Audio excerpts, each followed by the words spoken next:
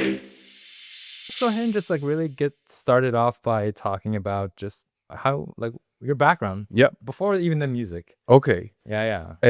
Well, I grew up in Israel. Mm-hmm. Today it's a bit tricky to say it. Yeah, but that's where I'm from. And I'm Palestinian, so Yeah, I know. understand, Which was also amazing for me, by the way. Side note, when I first found out, and you were my student in Israel. Unfortunately, I don't want to bring politics in, but you don't get to meet a lot of Palestinians in Israel. You meet Arab Israelis, of course, but not Palestinians. So it was super awesome to have you as a student and other ones. I had other Palestinian students. Yeah. Oh, shit. Which was super awesome. And it's crazy how some of them have like Jewish names, you know?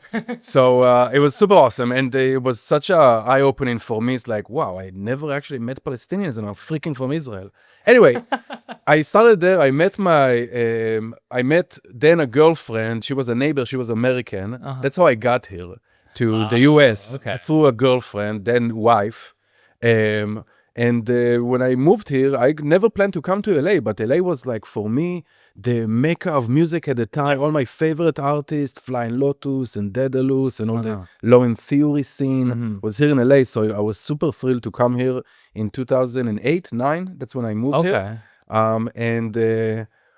Ever since, I was just I didn't even have a working visa at the time. So I was just looking for myself. What can I do? By yourself here? By myself, like no family except my then girlfriend became wife. Okay, yeah. And I remember when I just moved here, I went to a guitar center to try to get a job. And they didn't accept me. I understand now because of my accent, but I was so infuriated because I'm so overqualified. And they didn't accept me. So then my friend, a couple of years later when I was living here, my friends did an Ableton certification program in Israel. And they told me about it. Oh, okay. And there was just like 4 of them in Israel that became certified. They told me, hey, if you want, we can connect you with the people in Ableton so you can do the certification. I said, I don't know if I can teach, if I can do that. So Ableton, I don't know if they still do it because it's been... the pandemic and stuff, hopefully they go back doing these programs. It's essentially 2 days. You get interviewed and filtered from hundreds of applications. Oh, wow. We went there it was in Miami. It was 2 days of giving lectures. We were 5 people. Only 2 of us passed. So, because there's only like about 200 people in the world that are certified, Ableton certified trainers. Even as of now? As of now, I think it's 200 plus around the world. When we say certified, are we talking about like, Ableton inside and out? I don't want to sound pretentious. Please do. I know Ableton. Yeah. And it's certified from Ableton. Yeah. And it's not like we come in there. Yeah, it costs money, but it's not like we're coming and they teach us. It's us teaching. It's us showing our educational skill to the Ableton people from all around the Ableton team around the world. And then they give us feedback. And hopefully we passed. I passed with another dude.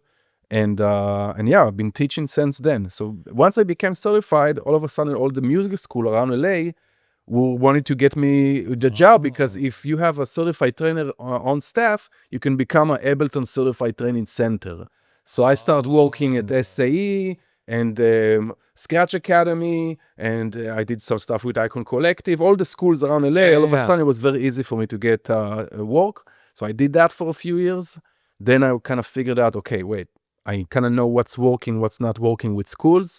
So I opened my own school, which was BeatLab Academy. How many years after 2008 did you open up the school? End of 2013, I opened up BeatLab Academy. Oh, okay. Or 2014, something like that. Yeah. And we were there for about a year or two in the small space. I don't know, you didn't see I don't think it was so. next door. Yeah. It was a tiny, like 1 room, super small studios. And then we got popular, so we moved to where you went, which was a much bigger space. And it was 7 years, awesome years of having the school until the pandemic started. Yeah. And then the pandemic kind of forced us to go everything online. There was no point in keeping the physical school. We didn't know. When I say we, it's me. I didn't know when the pandemic is going to be over, when I'll be able to come back. And at the time, it was like, we're going back for a few months, and then they're saying again, there's a resurgence of the pandemic. It was unclear. Back and forth. It was so bad. So I had to close the school. And that was 2019, I think. I would say 2020? so, yeah. Something like that. No, I'm sorry. 2020, 21, I closed the school. I took a full sabbatical because I was just like, I was so burnt out from having a business and teaching, having a big staff and managing people and doing all the stuff. So I didn't do anything for a year. I didn't know what to do with myself. Yeah. I made some music, made some beats on Instagram, sang and shit. Yeah. But can I curse on this? Oh yeah, go for it. Yeah. And then about a year and a half ago, I started teaching online, and that's what I do now, and I love it, and it's super awesome. I teach every Sunday. I have a class online. We're talking about different musical styles. Like this Sunday, we're gonna do IDM, like the old school. Yeah. Stuff last week was UK dubstep and all different styles. And sometimes I train artists as a certified trainer. Ableton send me to train all kinds of artists in LA, from Timbaland, Flying Lotus, Giorgio Moroder. The list is endless but that's thanks to Ableton for sending me kind of as a specialist. You're kind of like on their roster, so people I used to be, because now Ableton a bit is different, but I used to be, again, I don't want to sound pretentious. It's okay. But I used to be the go-to guy. If there's any high-profile artist, they send me because they know. You know your stuff. I know your shit. Yeah. So it's always been an honor. Ableton been kind of restructuring lately, so hopefully we'll go back to doing that. But universities, artists, and stuff like that. But yeah. So at least before you came to the States, what was your musical background? Did you go to school for music? That's a good question. So I started piano 5th grade. I went to a friend's place when I was in 4th grade or 5th grade, and he was like a good friend. And I walk in. They were Americans, but they live in Israel. Oh, okay. I mean, Israeli, but the parents were American. And I go in, and he was playing killer piano blues. Blues on the piano. Killer stuff. Like the 8-year-old. I don't know how old we were in the 5th grade. And I got so jealous. I told my mom, Ima, listen, I wanna learn piano. Yeah. So I had another friend, his uncle was a piano teacher. We got him. I did that for 3 years, and the piano teacher saw that I have some inclination for computers. So he introduced me to a super early on, kind of this very primitive music software. I don't even know what it's called, when I was in 6th grade. Then in 7th grade, I had a friend in class whose dad was a jazz fusion musician with a lot of electronic instruments in the house. Jazz fusion. Fusion. So he was a jazz musician, but with a lot of electronics in the house, sequencers and a bunch of stuff, samplers. That's so cool. So he had this whole room. He invited me once. We played a bunch, of course, but then he introduced me to Fruity Loops Beta.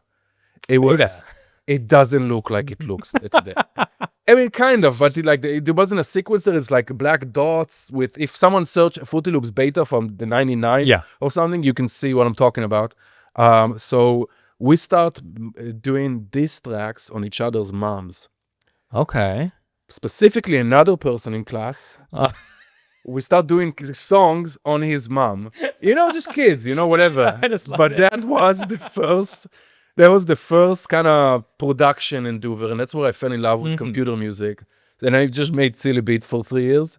Then at age 16, I had it's all from jealousy, if I now recall. I went to a friend's place. He was such an awesome punk rock, but acoustic punk rock, kind of emo guitarist. And I got so jealous, I went and bought a guitar. This time I didn't have a teacher, I just taught myself. Okay. I still play guitar, I love it. And at the time, my sister met her today's husband, and he's an insane guitar player. So I picked up some stuff from him, and we played some, and I sang and stuff like that. And then when I finished high school, weirdly enough, after high school, I found out about weed. And then I became super pacifist, hippie, didgeridoo shit, Oh, okay. Super hippie. So I kind of I took a pause from the computer music. Israel, you have to go to the army. So I went to the army, and I was a dog trainer for 3 years. Yeah. It's mandatory. Mandatory. You have to go men 3 years, women 2 years.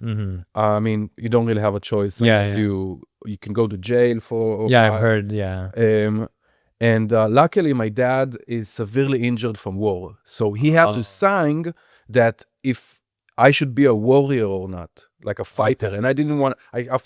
Before I found out weed, I'm gonna be. Yeah. After I found out weed, Dad, I don't want to touch a gun. I don't want to shoot a rifle. I love it. I don't want to, do anything. So I went to be a dog trainer. Okay. It's just me and 100 dogs. That's so fun. The army was horrible as an army, as a structure, but at least, just the dogs was super awesome. Yeah. So during the army, I was super hippie and playing guitar and stuff. And after the army, I went to music school in Tel Aviv. Okay. And there, I fell back in love with computer music. And I was still doing shows on the street, like singer-songwriter. I was a singer-songwriter playing in punk bands and doing acoustic stuff. But during the school, we were taught Cubase, which is not very popular in the US. It's like a software. It's a software like Pro Tools, but I mean, it's super capable and amazing. But I didn't really connect with it. That was the main software. The interface is not. It wasn't for me. I don't know, something that didn't click. Yeah. And before I got introduced to Cubase, I already knew Fruity Loops. I knew Reason and other awesome software. But Cubase was the main software they taught at the school. It wasn't really my thing. And somehow, I don't know, maybe a friend from class introduced me, or maybe I found it online. I found Ableton Live 6 at the time. 6. Okay. They were at 12. Yeah. And I just fell in love.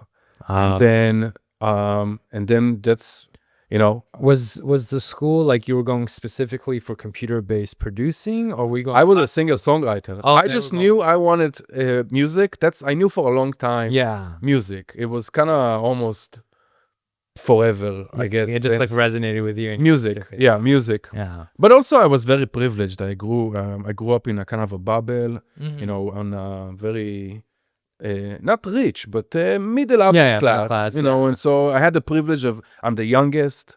Although my parents, I'm youngest of 4. Oh, okay. Also, although my parents did have expectation of me learning something that I can use, I very quickly kind of got out of it. And it's a privilege to learn music, It's like, we need to have a small amount of delusion to be musicians. And you see a lot of musicians who are successful. It's not surprised that a big portion of them do come from established family, from substantial background of money. Because how can you support yourself in a city like LA? LA, it's impossible. Yeah. But even in other places, it's really hard to be a musician today without having enormous amount of money and to support you until you get to a point where you're already famous. Yeah. But even to get famous, you need a lot of money, Yeah. So I had the privilege of doing that, and I went to music school, and that's when I met my then girlfriend. She was a neighbor, and I left mid-music school. I never finished. Oh. So after, it was a 3-year program. After almost 2 years, I left to move here. And also during the time, I must say, before I moved, I fell in love with a thing called Monome. Monome is the first grid controller. Maybe you can put it on the screen. Okay, I'll look for it. Sure. Monome, Monome. Okay. I used to call it Monome, but it's called Monome now after years of it's one of the first or the first grid controller. It's just a square with a bunch of buttons that does nothing, but people programmed a bunch of musical stuff and also multimedia stuff to do with it. Yeah. One of the pioneers of that is dateh. He's now a teacher in Berklee in Boston. Oh, wow. He's the pioneer of these devices. These devices are built by a husband and wife in the countryside of New York, and they're the basis of all the modern controllers that we see today, the push, the launchpad, the APC, on the Monome. And at the time, no one knew about it. I was like the only one, especially in Israel. I was the only one who even knew what it is. And my girlfriend at the time arranged with my entire family, because it's very hard to buy them. She found on eBay, like the simplest version of it. They bought it for very expensive because it was from Flying Lotus. If you know, great artist, it's signed. I still have it today. No way. And I was honored also to teach him a few classes now after being here as a certified trainer. So it kind of went a full circle, and dateh is a friend, so it's even more of a full circle. So I'm honored to where I got with just all this Ableton stuff. But I just want to put a side note, because the Monome was a big part of my nerdiness into music, because when I got here, No one knew in Israel what it is. But when I got here, the US is so big. LA is such a amazing place for artists that even if you're in the most niche thing, you can find a community. Oh, 100%. And I did. Yeah. And we had things, I'm so nerdy. We had things called monomeets, where, and I did one in my house. We all come, we talk about nerdy shit, and we show some music, and it was amazing. And I still know some people from there. That's how I know Daedalus. Yeah. Oh, is he a part of those monomeets? He's the god of the monome, you know? He's the main pioneer. And if you search Daedalus, especially his old stuff, he's still doing it. An amazing things. Okay. And side note about Daedalus, they just did a tribute night to Madlib and MF Doom, Madvillain, one of the best underground hip-hop albums ever, I think back in 2006. And they sampled Daedalus with one of his albums, and his music is very, you can call it even experimental, of him playing the accordion. So one of the best track on Madvillain track is a sample of Daedalus, and you see him in the video clip, if you can put that, playing the accordion behind MF Doom. I'm going to find it. So they just did a tribute show, I think for Amazon, for MF Doom and Madlib, that album, Madvillain. So I just want a side note for Daedalus, because it's amazing how in music it's all connected in some way, which I love. So that was the kind of nerdy side of music. Yeah. And once I got into this certification program, back to that my friends got me connected to, I went to Miami. I never been so nervous in my life. Because you were supposed to teach for 2 days, the Ableton people, to give you feedback if you're good enough to become certified. I was so nervous. And I remember at the end of the 2 days, I fucking killed it. I killed it. And I realized, okay, wow, maybe I can't do this, because I was so insecure right before that. And that's it. And since then, that's what I do. You know, I'm more of a teacher than a musician. Yes, I teach music. Yeah. And I take pride in my level of musicianship, because I do, you know, as a music teacher, you need that. I see a lot of people who know to explain very well, but they don't give good musical examples. And you see artists who are absolutely amazing, but when you are getting into the artistic flow, you lose all sense of time and consciousness is something else. So when they come and trying to do, like at the school, we did workshops with a bunch of artists, it's sometimes hard for them to explain. Yeah. So I do take pride in having those, kind of explaining it in a simple way, but also giving good musical examples. But I wouldn't say I'm a musician that create music to release and stuff like that. I used to do it, but now it's mostly for teaching. So how long is this certification program with Ableton? Like 2 days. Oh, it's only 2 days of you teaching. You need to they give you ahead 2 weeks in advance, like what you need to teach.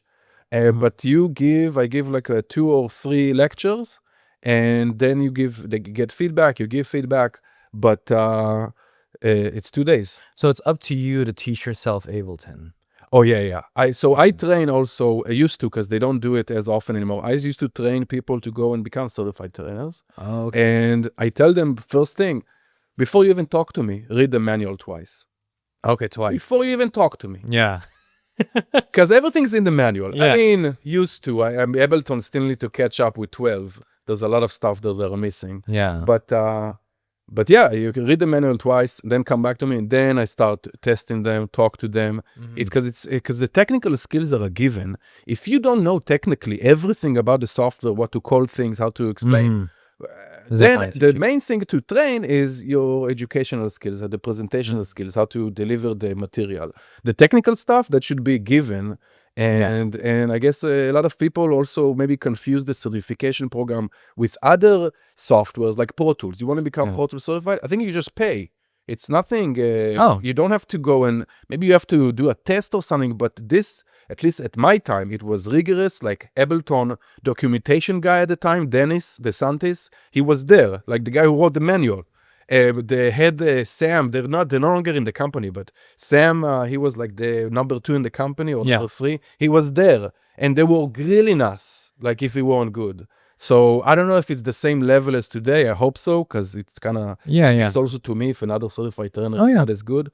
But I take pride in my knowledge and my level in Ableton. I don't want to sound pretentious, but it's it's up there. I don't even want to talk in the name of other people, but some people in Ableton would say maybe top 3 in the world. Damn. And so at least before the getting certified, at least you had a time and a chance where you were kind of pursuing that standard.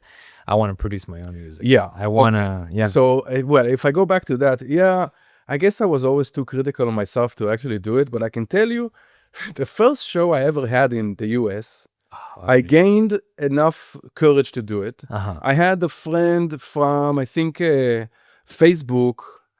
Like, you meet people, SoundCloud, Facebook back in the day, stuff like that.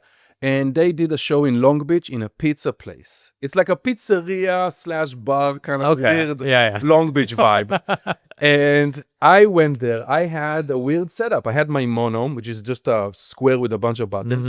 I used to, I take old video game controllers. I remember this, yes. So I had my Dreamcast arcade stick. It's basically just 6 arcade buttons and a joystick. And I play like live beats on them, and I have effects, and then I have my weird box. So it was kind of strange, 2011, I don't know, it was just strange to see that, because it was super underground, and experimental, and people were mostly DJing or, I don't know, playing launch pads at the time, and I had these custom controllers. And I remember my first show, and also I had a friend who was kind of like my hype man. He was in town, he just visited town, so he was like emceeing. Yeah. And people were chanting my name. It was crazy. The first show I remember, it was insane. First show. Yeah. So it felt amazing, but the stress of show I absolutely hate. I don't, that's why I stopped doing that. I hate the stress. But then I did a lot of shows. I also met through Twitter, through my ex-wife who saw him on YouTube, and she's like, wow, you should talk to him. And then we both were at Low End Theory. We met. His name is Paul Dateh. He's an amazing artist / violinist, amazing musician. And we used to perform together. He's on a violin and singing, and I'm just doing my controller stuff. Yeah. And we did a lot of shows like that as well, including Low End Theory, which was like, I think, the peak of the shows for me, even though we performed at NAMM in front of 3,000 people. Steve Wozniak was talking, we did the warm-up.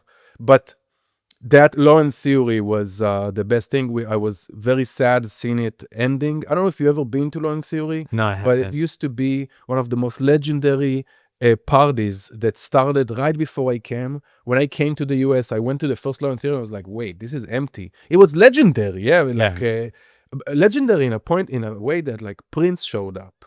Erykah Badu is in the audience, stuff like that. It's legendary. It used to be in a club that still exists in Lincoln Heights, called the Airliner. The Airliner still exists, but Low End Theory used to be every Wednesday, and that's where the LA beat scene, that I don't know if they still call that music that way, but the LA beats, that certain style of Fly Lotus, Sam I Am, Daedalus, all of those cats, John Wayne later on, all those artists. Now John Wayne makes amazing beats on YouTube, but all those artists kind of developed there in this very small second floor, smoky room. I can kind of give the equivalent of techno music, but for head nodding. I loved it. You don't dance. You go there to just head nod. Everyone's just like this. So it's a different type of party, but there was a lot of people in LA who loved that type of scene. Just go and just like super experimental heavy beats, super shuffled. Everything is like the swing is super heavy. And then, it started from influence from dubstep, but very quickly became his own thing. LA beats, that's what it is. And again, one of the pioneers, I would say Flying Lotus kind of led the way in that sense. But that kind of style, which is, I would consider it the second generation of Jay Dilla producers, the producers who mostly were influenced from Jay Dilla, kind of the second generation of that. So that unfortunately ended. They had a few residents. One of the residents kind of got into something.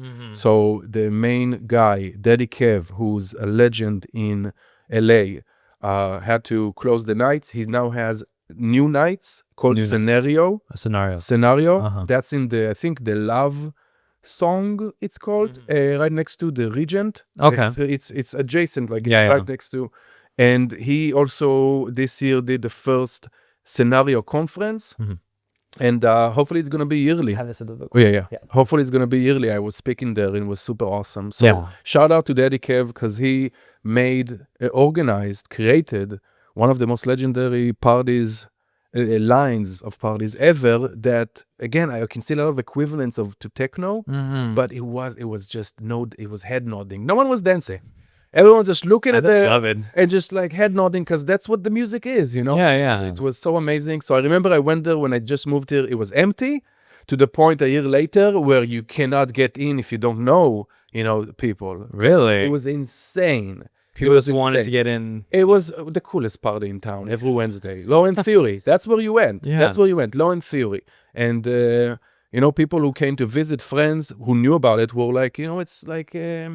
you always glorify when it's out of the state, you know, or out of the country. You always glorify it. So it gets amplified. It gets amplified. And everyone was super chill and super nice. And it was absolutely amazing. So, I mean, is there anything like that now? Is it still more or less so the scenario is definitely not the same. Yeah. Still is a platform for young artists. If you're a young artist who make any type of, it's very eclectic. So so you can go there and just ask. They have open decks even if you want to DJ. Okay. So scenario every Wednesday, I think every Wednesday at the Love Song. I think it's called the Love Song, but it's right next to the Regent. If you saw the Regent, it's the Love Bar or something around that. Something like that. I hope I'm not messing it up. But yes, and I'm sure there is. I just don't go out. There is one called the Beat Cinema, which is a good friends organize it. It's also kind of from the spirit of Law and Theory. Okay. So they go, a lot of finger drummers, stuff like that. Shout out to Kobe. He's one of the organizers. I used to play with him. But I don't go out anymore at all. At all. At all. At all. What happened? Just burnt out? Or no, I just love staying at the house. I have a girlfriend. You know, I used to go out from the excitement of meeting women after I got divorced. Yeah. That was every day it's a new opportunity. Yeah. But now I have a girlfriend, which I love for 2 years. I don't have any reason to go out, you know? And if maybe I go out to hang out at a friend's place. Maybe. Yeah. But go out, I don't drink. I stopped smoking weed. I don't, what do I do outside? You know? That's fair. So I don't go out at all anymore unless there's like a cool show. And even the show, I prefer sitting down show. Okay. I'm not there to dance. Yeah. I do go dancing because my girlfriend loves it, so I go with her. Yeah. But that's for her, you know. Yeah. I'm there for her. No, yeah. So, now speaking of you being at home, let's get into the whole. So we just briefly talked about how Beat Academy, you know, you closed down, but it never really ended. You kind of transitioned, and so it's funny because I did get burned emotionally from the closure of Beat Lab Academy, and it was hard to see the school go because it was my kind of you built it from the ground up, from zero, and we had a name. People knew about it, and people, you know, and also I saw the students reactions and their experience, and people still, I know some old students who are still kind of like groups of friends. One of the students I was with, Roger, he was on the show too. I still keep up with him too. Dude, that's amazing. Yeah, and I'm planning shout out to Roger. Yeah, and I'm planning to have hopefully Nine Theory come on. Really? Yeah. Oh, okay, yeah. Nine Theory is still a friend. Like I sometimes go to his place for events and stuff. Yeah. He's awesome, and he's also kind of exploring now. He's so active now. Yeah. So that's awesome to see. Yeah. That's great. So it's nice to see kind of the group of friends that are still staying from the school. But I was burned emotionally. I didn't know what I'm going to do. And it was kind of mixed with divorce, this closure of school. So it was kind of two big endings of my life, of the school and my marriage. And I have 2 kids. It was messy. So it was really rough, I would say 5-year period. Oh. And then towards the end of the 5-year, I started going out like a fool with a lot of women. Yeah. And then towards the end of the year, I started to kind of fall in love with every woman that I date. So I figured, okay, maybe I'm ready for a relationship. Yeah. And that's where I met my current girlfriend. Okay. For the 2 years now. And since I met her, there came some stability into my life where I was able to, okay, enough time has passed since I closed the school. The divorce is over. I'm stable with the kids. I see them half the time. Everything is good. And I was able, a lot thanks to her, because she brought this stability into my life to focus again. Okay, what do I want to do here? How do I start making money again? Yeah. And it started to happen naturally. I was like, okay, let's start kind of doing, because at the end of the pandemic with the school, we start meeting online every Sunday as kind of a study group. Okay. So I said, okay, let me try that. So I emailed a lot of my old students, hey, listen, Sunday I'm going to do this, just talking about Ableton. I think I did it for free for a couple of weeks. Yeah. Then I start charging like $25 Yeah. a ticket. And it's been a bit more than a year and a half. I now, every Sunday, when it's already like, it's going to be the number 70. Already? Yeah. Oh, nice. And every week we talk about a different style. And we have, I have regulars. And then if people can make the class, they buy the recordings. Okay. And that's my business now, I teach online. It's so amazing. Like all week, I'm just preparing for class. That's what I love to do. Just learn about music and create it and then share it. So all week, I'm just working on templates, sample packs, presets to share with the students to talk about the style. And, talk about the history and how we got there and the production techniques about it.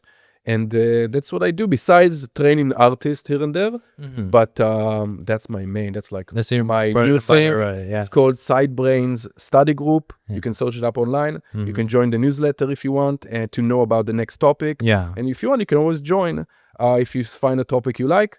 And sometimes we have free ones. 2 weeks ago, we had a free workshop about all the new MIDI tools in Ableton. Okay. So that's awesome. And then on top of that, you also kind of like help like your students if they have tracks they want to submit or review.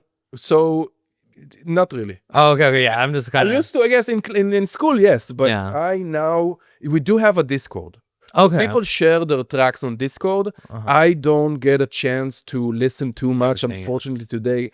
Just a single dad and trying to make a living. It's just I don't have time. So we do encourage. We will probably have some sort of a competition eventually at Discord to best tracks win like a prize. And now also because Ableton themselves, which have headquarters, the main headquarters in Berlin, but the second headquarters in Pasadena.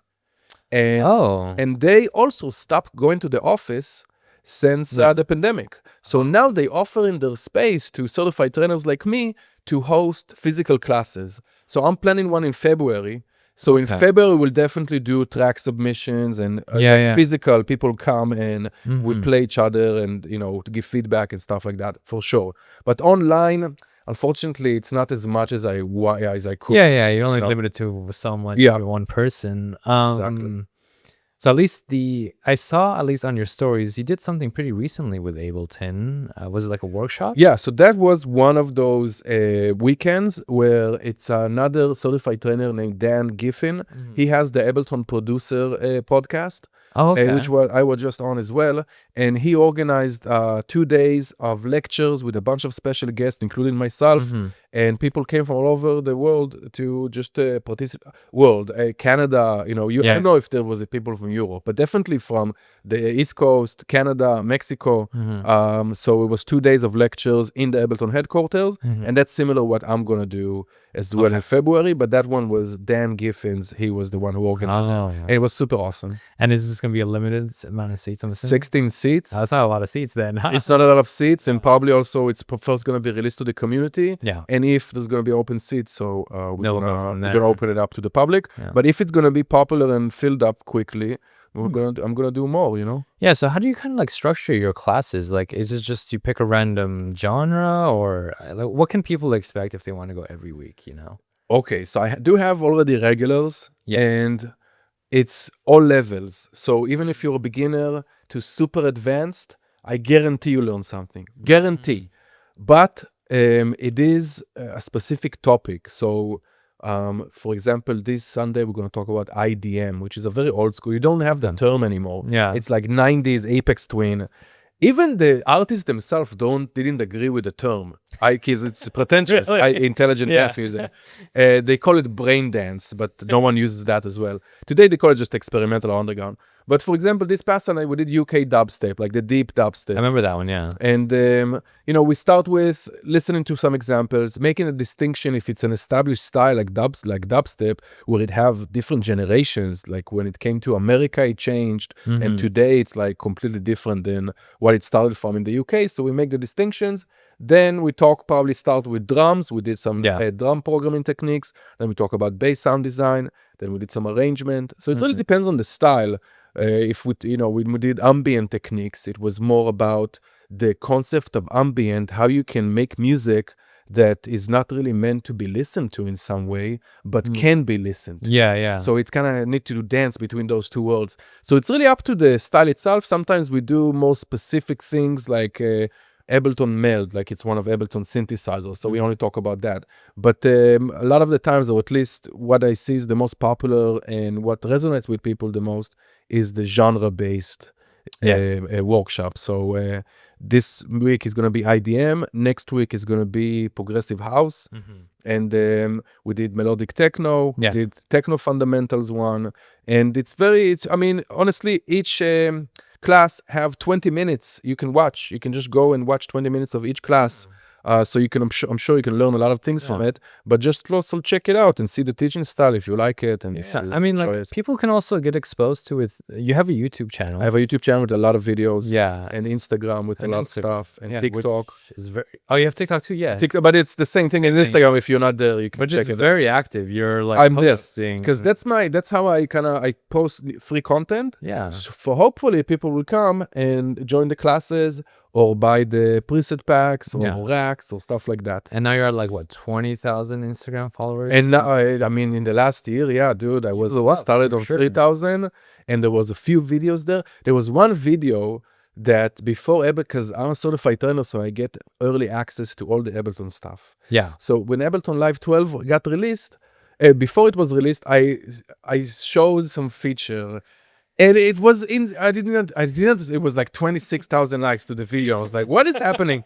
So from that, it was a lot. And since then, I tried to do it consistently. And now, like, it's the likes thing is such an egotistical thing. 100%. Dude, it's so hard. You know, one video is like 1,200 likes, and then another video is like 450 likes, which is respectable.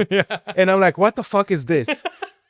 What? They shadow ban me. You know? So I'm like, fuck. So it's hard you have to learn how to deal with it. Yeah.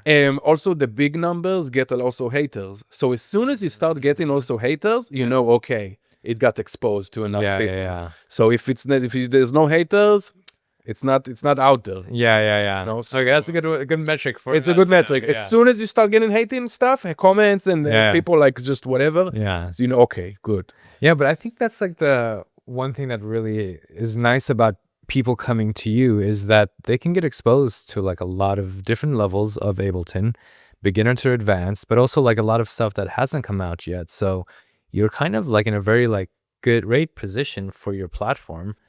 And the way you teach, it just flows so well. I appreciate it. Yeah. Thank you. Yes. I was like, damn, like, and then when they announced that Ableton 12 was coming, I went immediately to your place. I was like, I know this guy has it.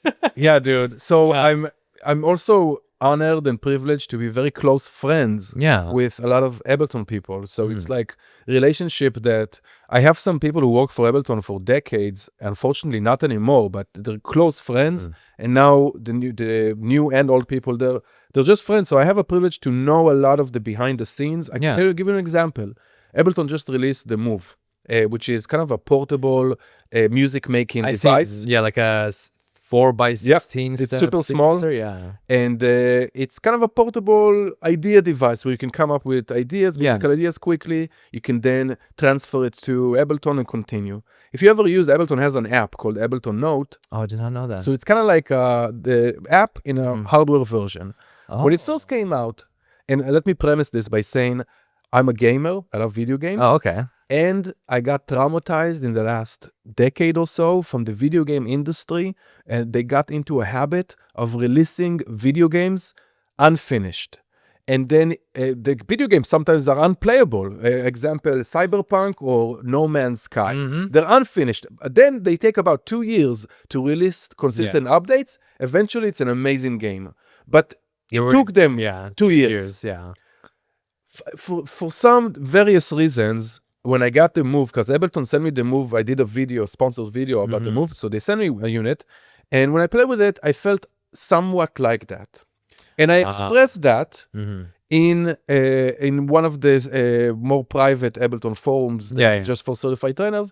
And I can tell you, like a day after, the number 3 in the company gave me a call, spend an hour out of his day, explain everything to me, stuff that I can't share, but back behind the scenes. And it's not only that I felt, since I became certified trainer, I feel so appreciative from the company. It's such an amazing company that it's not so obvious to treat how they treat the certified. I'm not an employee for Ableton. I'm just a specialist. I'm an expert of the product. But I'm not an employee, but they still take the time. They always give us like free industry stuff. They have free events just for certified trainers. And to take the time to call me and talk to me for an hour about my concerns about the Move, it was absolutely amazing. I was so appreciative. Yeah. And then, well, I've only very lightly used other, DAWs, but it's something about Ableton, like just obviously the interface, but even when you go on their website and all the resources that they just have for you, and it's not like a good amount is free stuff too. Free stuff. There's a very community-based, like you can go on the website and find a user group probably everywhere, most of the places, big cities in the world. It's amazing company. And very community-based, and the resources are endless. I love other software as well. Okay, I don't want to. I always give the analogy in class. I'm a little biased, but sure. No, me too. I always give the analogy in class. If people, like a lot of people, sometimes they're young producers, like Fruity Loop sounds better, or I like Logic or whatever. And I always say that's my analogy, and I always apologize in advance about the violent analogy. But if you go to war, you choose a sword or a spear. And there's no answer. It's choose your weapon. So all softwares are absolutely amazing. We just like Ableton. And do you think, like, at least this is kind of like a conversation I've always heard, every DAW kind of specialized or geared slightly towards a genre? There isn't, I would say a genre, but there are advantages and or strength of a software. So Ableton, workflow-wise, and innovation is on the top there. Like we can see features of DAWs, of music softwares that started with Ableton that now are a must in other softwares. For example, real-time time stretching. Like taking a drum loop and playing it in different BPMs without changing the pitch. Or changing the pitch without changing the BPM. That's Ableton. That's 2001. That was the main feature of Ableton. Really? Now, every software, there's no way that you don't have this time stretching. What are you talking about? That's Ableton. You can also see Ableton did a genius move with Max for Live. Max is a programming language. And it's super nerdy. Fortunately, it's visually, like you connect objects, but it's a programming language. It's and it's before Ableton. It's from the 80s. Really? Max has been a long time. The device I was talking about, Monome, they develop apps for it on Max. IDM, we're going to talk about this Sunday, Utrecht or whatever, their main music was on Max. They did the music on Max. So it's a visual programming language. It's a company based, or used to be based, in San Francisco. It's called Cycling 74. Back in 2008 or something, Ableton collaborated with them and incorporated the programming language in Ableton.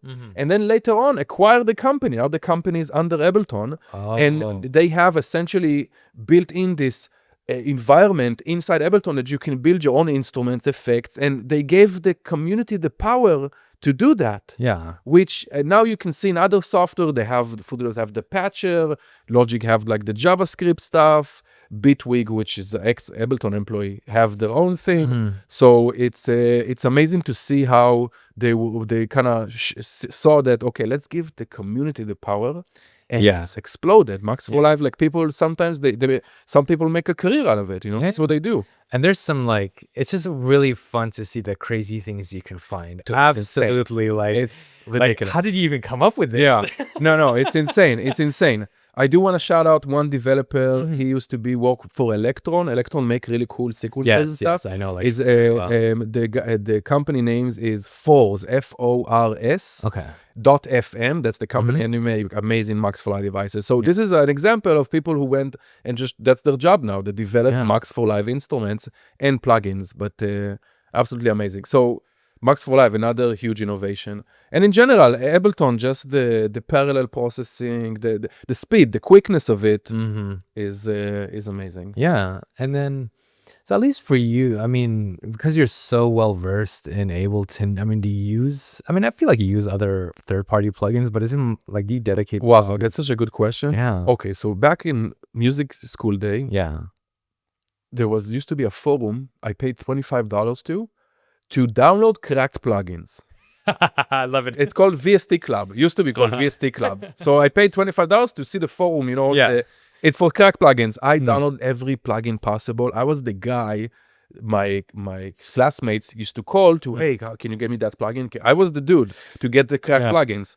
And still to today, I'm addicted to plugins. I gotta say that I'm fortunate enough as a school and now as a, you know, Ableton guy, I didn't pay for a plugin for a long time. I get them for free. I have an insane list of plugins, but thankfully, especially since the recent update of Ableton with the new auto shift, like it's auto tune and stuff like that, I don't use plugins anymore besides synthesizers.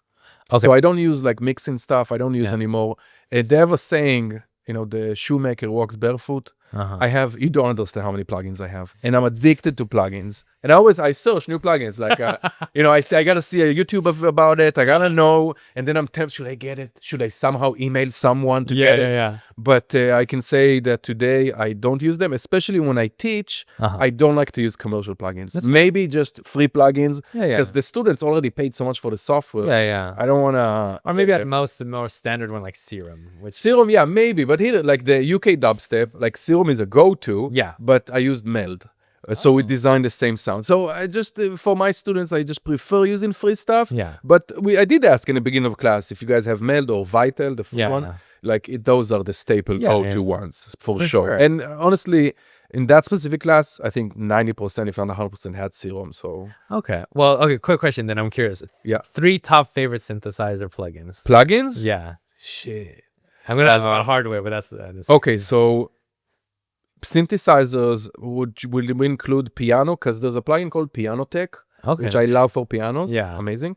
I think one of the most legendary ones who was with me for a long time as well was at the time it was called Atmosphere, and today it's called Omnisphere. So I've been using that for a long time, and it's absolutely not only everything. Trillion. Shout out to Spectrasonics. They're based in Burbank. Amazing company, small company, makes amazing stuff. And they still they have like a few flagship synthesizers, mostly Omnisphere, but a few like now they have Keyscape and stuff like that. And like that's what they do. And I forget the guy's name, the main guy, but amazing company. So shout out to them. I don't have Keyscape, but wink. But Omnisphere, like for a long time I've been using it. So that's one. Is it just for that one specifically? Is it just the fastness of it? So first of all, it's a super capable synth slash sampler, granular synthesizer, a lot of effects, but also it comes with, I think, more than 10,000 presets. Wow. And they're all categorized very nicely. You even have things that, you know, now you can find in Ableton, but you didn't have at the time, like sound match. So I find a cool preset that I like. It's not exactly, I click sound match, it gives me all the similar presets. Wow. It's awesome. Another amazing feature, I have YouTube videos about it. Yeah. That it was one of the first synthesizers that I could map the up-down preset change. So I can turn my MIDI keyboard into kind of like a synthesizer where you can just click a button and change the preset. I don't have to touch the mouse. That's because the worst so I'm part playing, oh my God. I'm playing, playing, clicking. It was an awesome feature. So Omnisphere is just a beast of a synthesizer. It's expensive, but if you're looking for an all-around synthesizer for all kinds of styles, because I am more on the R&B, hip-hop world, it's amazing. If you like an equivalent of that, but less powerful, but more of the EDM is like Nexus. Because it comes with a lot of presets, but it's not as deep. Omnisphere is also a deep synthesizer. Like, you can do so much with it. So Omnisphere definitely on the top there. Piano Tech for keys. And I gotta say, I guess, although the company is just going to shit, I don't know what's going on. Contact. Yeah. I don't know what's going on with Native Instruments. Yeah, I have a love-hate with Contact. Contact, just because the instruments, they sound so great. Although I do want to shout out, although I didn't use it so much, there's a new, it seems to be, hopefully in a few years, a flagship sampler in the market, SoundPaint. SoundPaint. Okay. Yeah, also it looks like it's going to be amazing, like real world sounds. Oh. But that's why I use Contact, because if I need real world sounds, Exactly. that's what, because Omnisphere kind of covers the digital stuff or the analog, virtual analog. And Contact is for like guitars, bass, drums, real drums. Real drums, I'm sorry. Addictive drums. Addictive drums. Wow, I love that. I make my own presets for addictive drums. It sounds so good. But Contact, horns, stuff like that. I love Contact. But yeah, the Native Instruments, I don't know if you saw, they have like the flagship sampler machine or machine, whatever you call it. Yeah. And it took them like 10 years to release the most basic update ever. And people were hating on them. And I think something happened internally.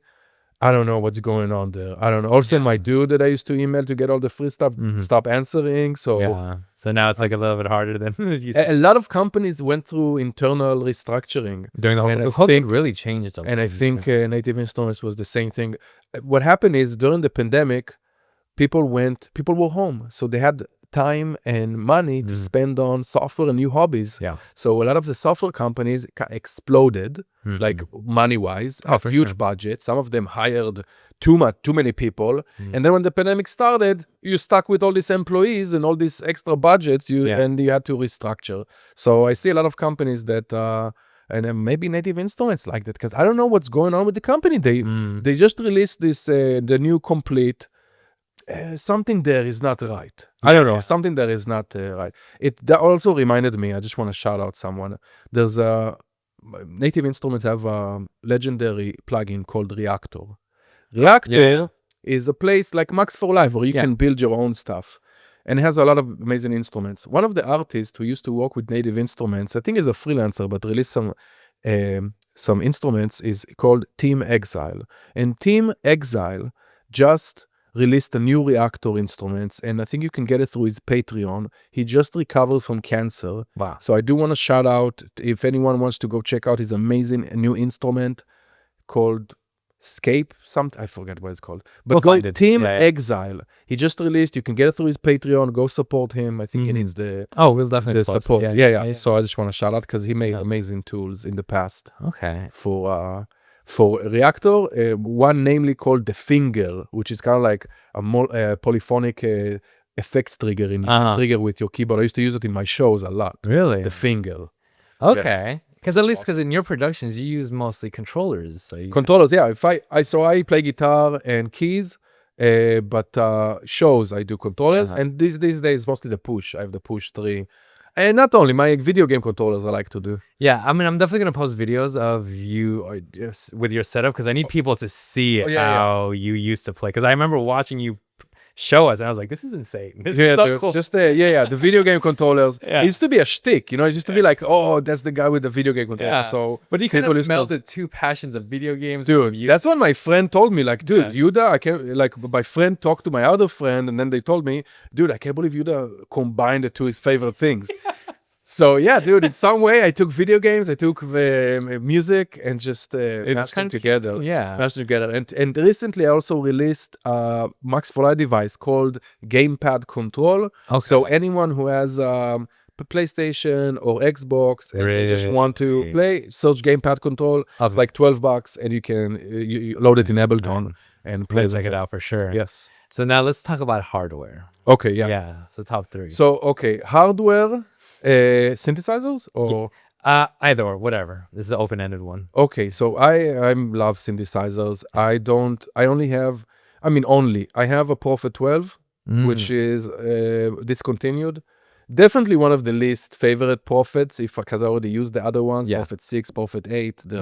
Oh my God. Prophet 12, digital oscillators, whatever. I still use it at shows. If I perform these days, again, the shoemaker walks barefoot. When I do shows, I don't use computer. It's only synths. I don't want to get a laptop on stage. That's it. I'm done. That's fair. Okay. So I do a lot of ambient shows, or if I do like, I play with Kobe sometimes. He's a finger drummer, so he does the finger drummer on the computer, and I'm just on my Prophet, and I have a Matrix Brute from Arturia, which is a huge synth, but it's monophonic. Yeah. But amazing. Yeah. So I play bass and chords like on the. I also have a small mini log XD from Korg, which is an amazing synth. Yeah. But when it comes to hardware synthesizers, I gotta say I never got into the modular, although I have a lot of students who do modular, so I know very well how to use modular, but I couldn't get myself financially into that pit hole of you have a setup? No, I dabbled in it, but you're right. It's a pit hole, and then it's endless. It's honestly like it takes away so much. You don't understand how many students I have who have this insane setup, and what we do in classes is just switch. Okay, let's put this here. It's not working. So we don't even make music. Yeah. You know? But if you have a small modular rig and you can keep it small, it's so much fun. It's so amazing. There's so much fun to just connect stuff. Yeah, I think if I ever got back into it, I would honestly just make more of an effects rack. Yeah, exactly. And then because I have a sub 37, and I'll just make it for. That's super awesome. And that's it. Yeah. So the one example I saw just an effect rack is Edit from the Glitch Mob. He now performs with a modular rig. And it's mostly just effects. Yeah. He did a Ableton workshop at the Ableton headquarters. So, but that being said, every year that I go to NAMM or some other synth expo or something, there's always a new synth. So now it's the what's Uno? I think it's a blue synthesizer. Is it called Uno? I forget what's the company name. It's such an amazing synth. They just released a new one. Forget the company name. I need to send it. Yeah, send it to me. Maybe UNO or something like that. That's one of their synths. So I love those. Those sound amazing. But honestly, if you Perfect Circuit is a I love Perfect Circuit. Go there and you start playing all the synths. Yeah. They're all good. I would love to have all of them, but to have all of them, you need like a warehouse and also a guy or a girl or someone to just connect.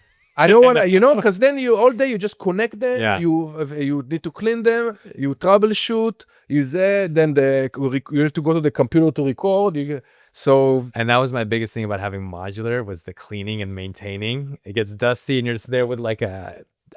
Pieces.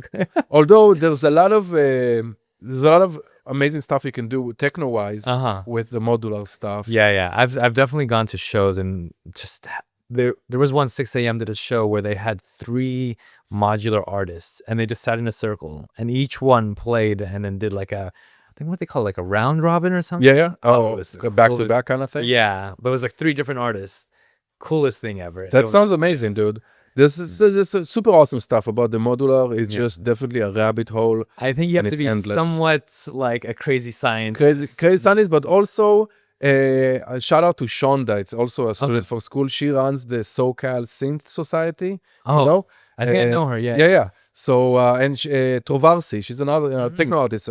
She loves modular. I learned from her, she buys modules and sell modules. So there's a big secondhand market. Yeah. So if you go into that world, don't be afraid to sell and buy, just not to get stock up with just unused, for sure, unused modules, And if anyone is new to that world, there's a free software called VCV Rack that you can get into the modular. It's essentially a modular environment with all the modules, including clones of the real world modules, and you can just. I think that'd be a great way just to get started first before you dive too deep into exactly, and just to know the complexity of it, because it's not like getting a synth. It's getting a synth broken apart, and you have to assemble it. So building your own synth. Some people don't, they don't care. They just I want to sit. I want good sounds. Yeah. Some people enjoy the actual making of the synths. Or connecting and electricity, all of that. So it's fun. Yeah, and then there was one you mentioned earlier. What's it called? Electron? Electron is a company that makes amazing sequencers. Okay. They're incredible. Yeah. They're incredible, especially if you make more dance-oriented music. They're absolutely amazing. Although that being said, I mentioned John Wayne. He's one of the producers from the LA beat scene. He has a YouTube channel, John Make Beats, and he's also using some Electron stuff. Okay. And just mostly hip-hop beats as well. So it's amazing hardware. I'm pretty sure they're based in LA here, or at least the CEO is based in LA. And They're legendary. People know them. Electron is really awesome. We should also connect to the Max Fly developer I mentioned, Force, because he used to work at Electron. It's all always connected. That's what I love about the music in general. It's all connected. Yeah, it's I guess you can say it about everything in life. Yeah, but it's not as people think it's vast, but it's everybody knows everybody. If you follow everyone knows everybody, and it's somehow everyone's connected somehow in some way. So it's awesome. It's a fun community, and you just learn so much. Like especially in LA.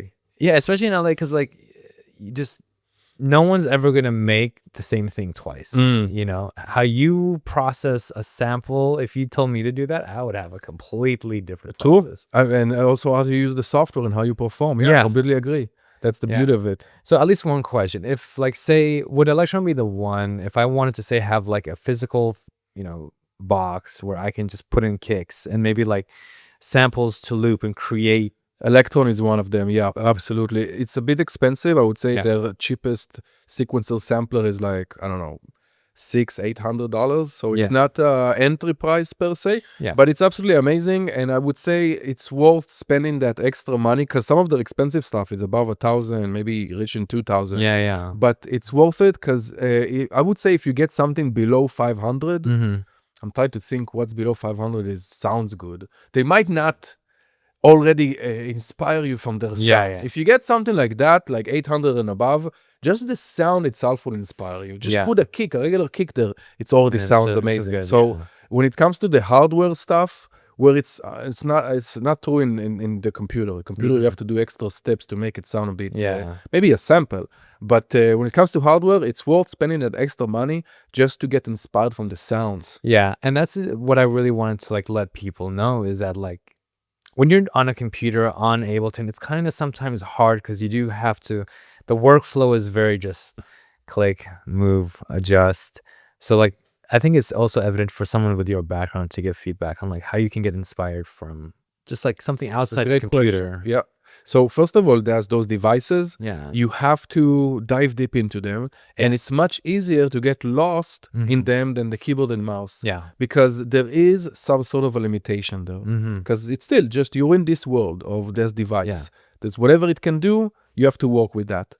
In the computer, unfortunately, there's endless possibilities. And that kills creativity. Kills it. So sometimes in the computer we have to force limitations upon ourselves. And also I would say that once you get used to this device, it's much easier to get used to and get in the flow than a keyboard and mouse. A lot of people don't force themselves to treat the keyboard and mouse as an instrument that they should master for keyboard shortcuts. That's one of it. So keyboard shortcuts for if you can get to a point where you're so fast with the software, you can get to that flow as well with production, but it's a bit different than an instrument because again, the instrument has limitations and it's just a bit more expressive usually with the buttons, the knobs, the faders. So it also gives that human element. Because like at least on computer, you kind of like everything's sometimes quantized. Exactly. And so if you can have at least a MIDI controller of some sort, it can be pads, it can be keys, it can be just faders and knobs, and play something. Like even if you make not even like specifically like techno, for example. Techno supposedly is like this, but some people who don't make it think it's like this. But no, take and map a bunch of effects to all the knobs and play the effects. Even if you don't play keys, play the effects. If you have keys, play the stuff, and then you can quantize as much as you want. But yes, like you said, I highly encourage everyone to use the computer because it's so powerful. But maybe the expression should be more in the real world with controllers or hardware. So at least we're almost done, but there's one last question that I think is kind of like in the frontier, but it comes down to AI. Okay, yeah. So have you at least seen, like, have you used it for your productions? What? So we did a AI vocals class. Oh, because today you have it started from vocal synthesis, which is an old technology, and everyone heard it. You can write something and then it speaks in a robot voice. Yeah. So we got to a point where it's Siri, Siri or Alexa, stuff like that. And now you get to a point where it's like Ableton. It's for example, there's a software called Vocaloid or another software called Ace Studio, where it's kind of like Ableton. You see the MIDI, but you can write words on each note.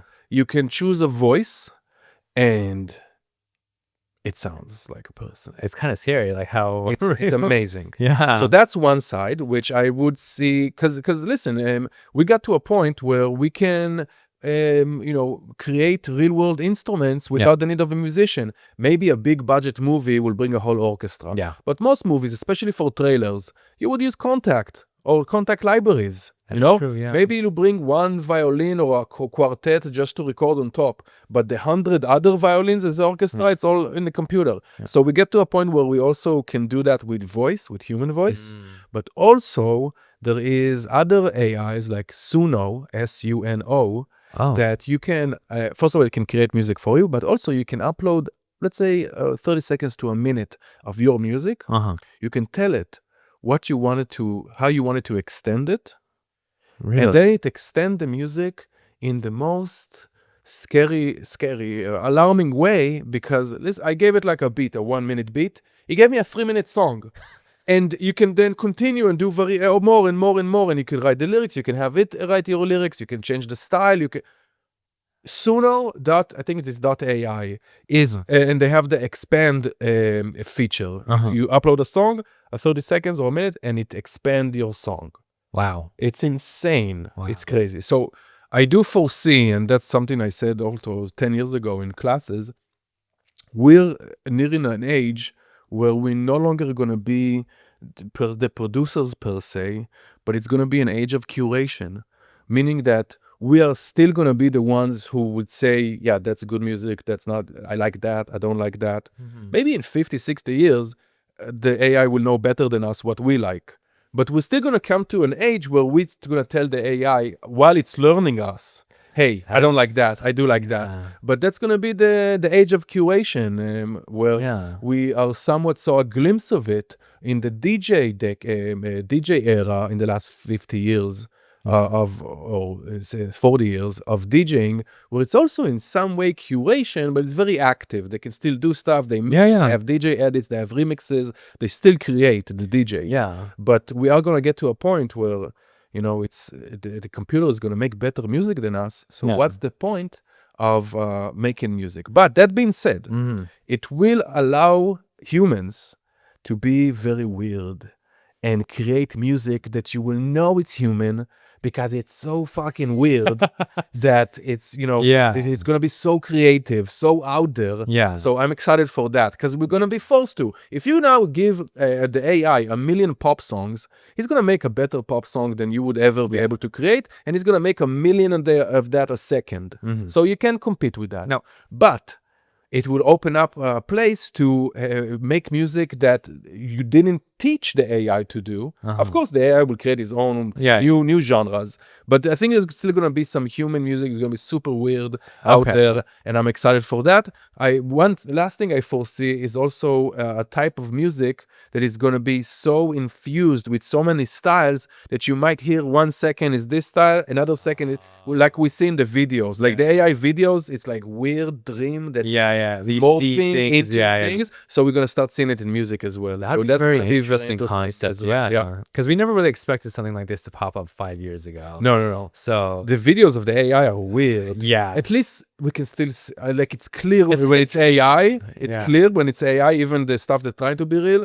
But damn, it's scary what it's going to be in a couple, like 6 months, I think, We'll see. So, we're pretty much at the end. We're just going to wrap up now. Is there anything else you want to leave off before we close? No, if anyone wants to join Sunday's classes, just search Sidebrain Study Group or sidebrain.net.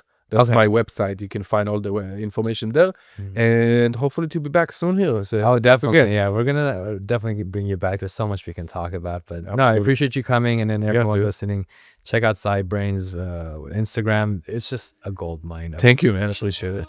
Yeah. All right. Well, thank you, man. Yeah, dude. Thank you. Amazing.